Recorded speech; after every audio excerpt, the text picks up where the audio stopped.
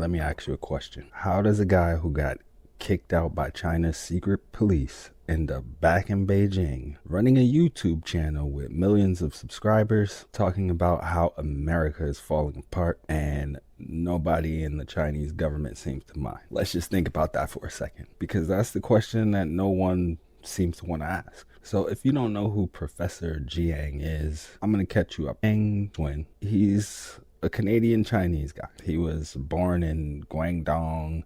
He moved to Canada when he was young. He grew up in Canada, so went to Yale, studied at Yale. He studied English literature at Yale. So he did not study political science. He did not study economics. He did not study game theory.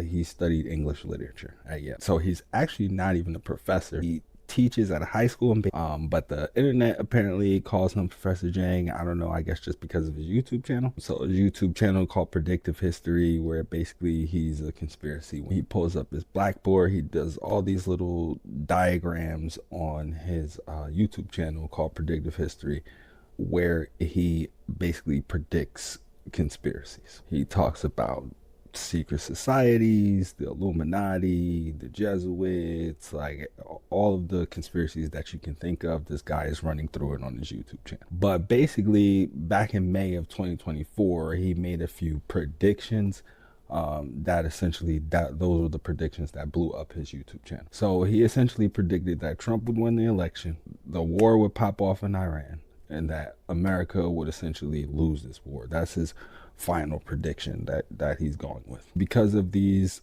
coin flip predictions that he made, people were like, making him out to be the Chinese Nostradamus. He was on Tucker, he was on Breaking Points. He really got like millions of views in like just a few days. Like his name was like buzzing all over the internet. Like that's how I found out about him, is essentially he just popped up into my feed on like X. But this is where it starts to get interesting, right? Because remember, I told you this guy is not a professor. He's actually a high school teacher. He never studied politics or anything like that. So let's back it up to 2002. Jiang, he essentially was a freelance journalist. That's what he was into. He was doing freelance journalism, and he was like working undercover doing documentaries for PBS. He was covering labor strikes in China, and he was working for PBS, covering protests that were going on in China. So he was complaining about, he essentially went undercover and filmed people who were like protesting. So he goes undercover into China as a like journalist for PBS. He starts recording people, and the secret police swooped in and grabbed him. The secret police swooped up, grabbed him up, arrested him. They accused him of being a spy, which the situation made him look like a spy. He was working as a journalist for PBS and like undercover filming protests. They thought he was a spy, and they deported him. They kicked him out the country. But before they deported him, they essentially held him for 48 hours. They told him they were trying to charge him with like 20 years. But ultimately, they just deported him out of China, right? For whatever reason, he went back to China for whatever reason. After they arrested him, accused him of being a spy, the following year, like the Chinese government, they just suddenly just let him back in. They let him back into China. And at that point, whenever they let him back into China, he stopped doing journalism like whatsoever. He just discontinued covering labor strikes. He discontinued covering the protests and all of that. He completely pivoted into this role that we see him in today. After they let him back into China, he essentially pivoted from doing the investigative journalism to now he was going to be in education. So this is where his education career started. This was after he was accused of a spy, kicked out of China, and came back to China. Now he's going to be entering into education. It was at that point he started working for elite Chinese schools. And forgive me, I'm about to butcher these names. He affiliated himself as a teacher and an administrator at places called Peking University and Tsinghua University. Tsinghua University? I don't know. But essentially, he did a complete 180 from being this like investigative journalist to now he was going to be a teacher at these schools. So now he does another little switch up, because in 2017, he actually wrote an op-ed for CNN where he was basically praising the American press. He was praising American journalism, seemingly going back to praising the things that he was once a part of. Right? He was bashing China. He called them, saying that they were it was tyranny what was going on in China and that they were against the free press. But he was essentially coming out. He was calling these things out in this. So that was 2017. Fast forward to today, or the recent years, 2024, 2025, and now 2026. Now he's telling people that America is a Ponzi scheme. He's telling people that the dollar is going to collapse and that America's going to be over, and this is going to be, we're witnessing the fall of the American empire. He went from praising the American press and the American media and praising America and bashing China to now recently America is falling and America's doom and gloom. Going from writing for CNN to essentially being a CCP like mouthpiece, and just a complete switch up on the messaging. As we know, China runs what they call the Great Firewall, and the Great Firewall exists so that China can keep a propaganda arm and keep like censorship of whatever they don't want the Chinese people to see. You can't get access to YouTube, you can't get access to Google, and whatever else the Chinese government deems inappropriate, right? Or that they don't want people to see or should be censored. Literally, the Chinese government, like, they monitor everything. Like, I'm pretty sure they're the originators of the social credit score thing where they monitor people's every decision and day by day things that you do. They're going to monitor everything. So it doesn't make sense that a guy is sitting in Beijing after being accused of being a spy, after going on CNN and all these other different media channels and essentially bashing the Chinese government, that now he's sitting in Beijing, and he's this teacher who self-prescribed professor, who's now all of a sudden now he's bashing him, talking about how America is going to collapse, the Western financial system is a scam, and how, like, essentially we're all controlled by secret societies, which I think is funny because some of the stuff that he says is going to be blended with a half truth. So you're going to catch some things and you're going to say,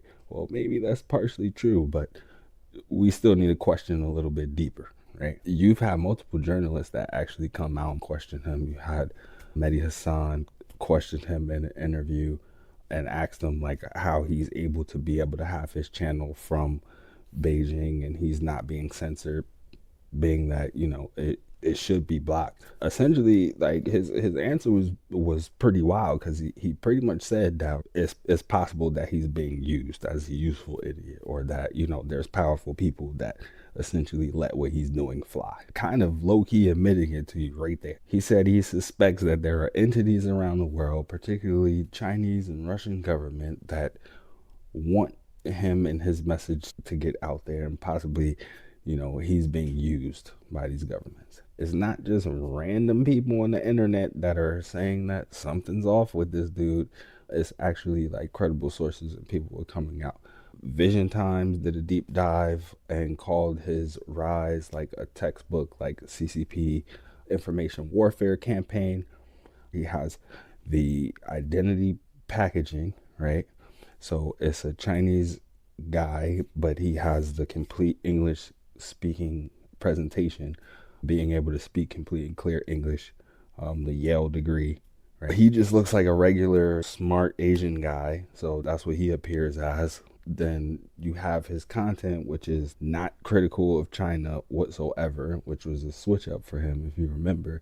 Like I told you, it's basically he'll cover anything. He'll cover all these different countries and all these different people, but he won't speak anything about the atrocities that China does. And the final point that they point out is that, you have his biographical like discrepancies and reversals, where he started out as this investigative journalist, but then all of a sudden he became a professor, and now he's an educator. He's affiliated with all these prestigious universities. I mentioned before, you have his channel, which essentially it mixes facts and it mixes conspiracies like Illuminati, Freemasonry, great replacement theory, all of these different types of conspiracies. It blends together and it hits you with conspiracy sandwiched between facts. It's a narrative warfare because he's hitting you with all these different things to make it look like essentially like we have no chance, like America is doomed. And if that's not propaganda, I don't know what is. But the main problem that ties all of this together is the fact that this man is, and he's living in Beijing right now. He's living in Beijing.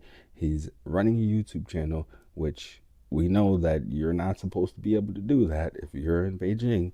He was already deported from China, so why they just suddenly forget about the fact that he was deported in the past, for essentially being a spy. That's what they thought he was. They thought he was a spy when they deported him before. But why is he allowed to sit in Beijing and record YouTube videos and broadcast to millions of people? Blatant academic credibility issue, because he's calling himself a professor, but he's not a professor. He's just never been a professor. He doesn't hold a graduate degree. He's never published peer-reviewed research. He's never published anything in political science or history or anything like that. His whole predictive method is based on like science fiction, inspired by psychohistory, which is like a science fiction. Here we go. Psychohistory, which is literally from a science fiction novel, Isaac Asimov's Foundation. It's not like an academic thing. Like this, his prediction is literally fiction. The people who actually work in game theory and like actual experts and professionals, they're able to see through him and know that everything he's doing is not rigorous and is not complex and it doesn't take skill. Real Science's website did a whole breakdown on it where they essentially called his predictions, as I said, coin flips. They're binary. He picks things that are this or that, and he essentially makes the educated guess. And of course, when you have a 50-50 coin flip situation, you're going to have people that are going to be right some of the time. That's just how coin flips work. You take Trump versus Harris, for example. You take your educated guess, and now he looks like Nostradamus. So whether Professor Jiang is a CCP asset, whether or not he's a psychological information warfare campaign, or whether or not he's just a dude who's figured out how to sham the system to get millions of views, I don't know, but the effect of what he's doing is essentially all the same. You have millions of people consuming his content. He's going viral. You have a lot of people in the West, in America, like this is popping into our feeds on TikTok and everything like that, to be seen by millions of people here in America. And he's sitting in Beijing under CCP's watch, which is an abnormal. There's no way what he's doing is not under the scrutiny of the China Communist Party. It's just not. Like, he's literally sitting in Beijing broadcasting, and he has to be monitored just like the rest of the people of China. He's no different. The fact that is being allowed to fly, the fact that he's being allowed to do this, I think it's pretty obvious that this is a psyop. I mean, he literally went from being deported from China to being the biggest face coming out of Beijing. It's pretty crazy that nobody is really like questioning any of this. Everybody's going with his narratives. They're going with his predictive history. And just nowadays, the propaganda, it just doesn't even come to you as propaganda. It doesn't come packaged in a way that would make you think that you're witnessing propaganda. Is going to come as a clean cut person. Is going to come as a very fluent English speaking person. It's going to come in things that are not strange. It's not going to be something that you need to decipher. It's going to be something that feels very natural. And it's just going to be maybe an Asian guy with a blackboard drawing cool diagrams, right? But y'all, let me know what you think. Get in the comments. Tell me if you think he's actually like a psychological operation, information warfare campaign, or do you think he just an actual professor who's figured the internet out? Y'all get in the comments and let me know. Like, subscribe. Parallax Digital.